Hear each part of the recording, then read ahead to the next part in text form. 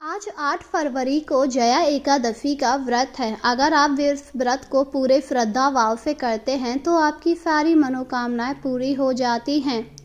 जया एकादशी साल में एक बार आती है। कहते हैं अगर आप इस एकादशी का व्रत पूरे भक्ति भाव से करते हैं तो भगवान आपकी सभी मनोकामनाओं को पूरा कर देते हैं। इसीलिए आपको जया एकादशी व्रत करने के बाद कथा का पान अवश्य करना चाहिए, जिससे आपके सारे दुख दूर हो जाएंगे।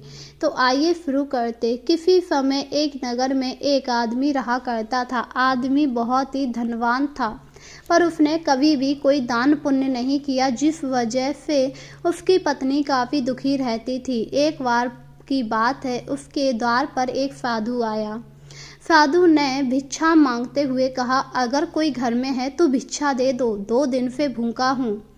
आदमी की पत्नी ने जब ये सुना तो भिक्षा देने के लिए बाहर आई। तभी आदमी ने ये देख लिया और कहा, कहाँ जा रही है ये अनाज भरकर?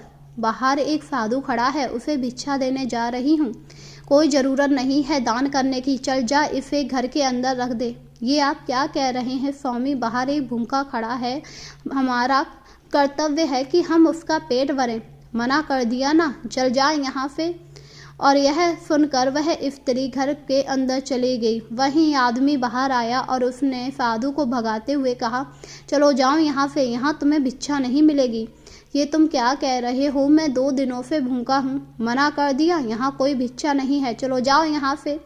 यह सुनकर साधु काफ़ी दुखी हुआ और वहाँ से चला गया। जाते समय साधु ने कहा, हे भगवान, जैसे मैं दुखी हूँ वैसे ही ये व्यक्ति भी दुखी हो जाए, क्योंकि जो दान पुण्य नहीं करता है उसे सुखी रहने का कोई हक नहीं है। यह सुनकर आदमी काफ़ी ज़्यादा क्रोधित हुआ और बोला, अच्छा तू मुझे श्राप दे रहा है, देखता हूँ कौन सा भगवान तेरा इस श्राप को पूरा करता है। यह सुनकर साधु वहाँ से दुखी होकर चला गया। साधु के जाते ही अचानक ही उसके व्यापार में काफ़ी ज़्यादा घाटा हो गया, जिससे वह काफ़ी ज़्यादा दुखी हुआ, क्योंकि अब वह एक एक अन्न के लिए तरस रहा था। वहीं उसकी पत्नी भी काफ़ी ज़्यादा दुखी थी। उसकी पत्नी को पता था ये सब इसलिए हुआ है क्योंकि उसके पति ने साधु का अपमान किया। और स्त्री ने कहा, हे स्वामी, आपने उस दिन साधु का अपमान किया था, इसीलिए भगवान आप पर क्रोधित हुए हैं। हाँ, तुम सही कह रही हो, पर अब मैं क्या करूं? आपको भगवान की शरण में जाना चाहिए, अब वही कुछ कर सकते हैं। आदमी को कुछ समझ नहीं आ रहा था। वह 1-2 पंडितों से मिला, पर पंडित ने आदमी को ये कहकर वहाँ से विदा कर दिया कि उसने कभी भी दान पुण्य नहीं किया है तो वो उसका भला नहीं कर सकते, जिससे आदमी काफ़ी दुखी हुआ और बोला, आज मुझे पता लगा दान पुण्य करना कितना ज़रूरी है। हे भगवान, अब मैं क्या करूं? अगर मेरे पास धन होता तो मैं दान पुण्य जरूर करता।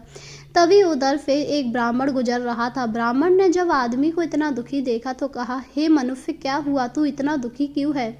इस पर आदमी ने अपनी सारी मनोदशा उस ब्राह्मण को सुनाई, जिस पर ब्राह्मण ने कहा, कुछ दिनों बाद जया एकादशी आ रही है, तो उसका व्रत पूरी विधि पूर्वक करना, तेरे सारे कष्ट दूर हो जाएंगे। क्या आप सच कह रहे हैं महात्मा?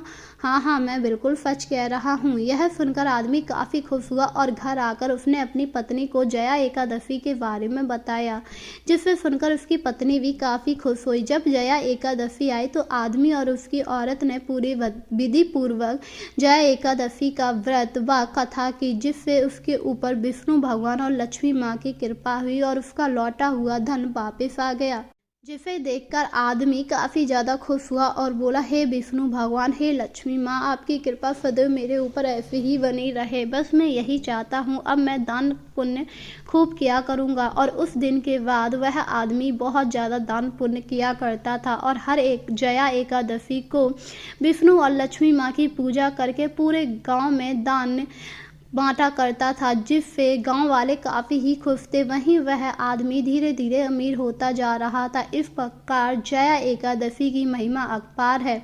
जो भी जया एकादशी का व्रत पूरी श्रद्धा भाव से रखता है, उस पर भगवान विष्णु और लक्ष्मी माँ की कृपा होती है। आपको जया एकादशी वाले दिन सुबह उठकर स्नान करना चाहिए, फिर विष्णु भगवान और लक्ष्मी माँ की प्रतिमा के सामने उनकी पूजा अर्चना करनी चाहिए, व्रत का संकल्प लेना चाहिए और फिर सेव के बाद अपनी श्रद्धा अनुसार दान पुण्य करना चाहिए, कथा सुननी चाहिए और हो सके तो आपको छोटे बच्चों में कपड़े आदि बांटने चाहिए, जिससे आपको पुण्य की प्राप्ति होती है।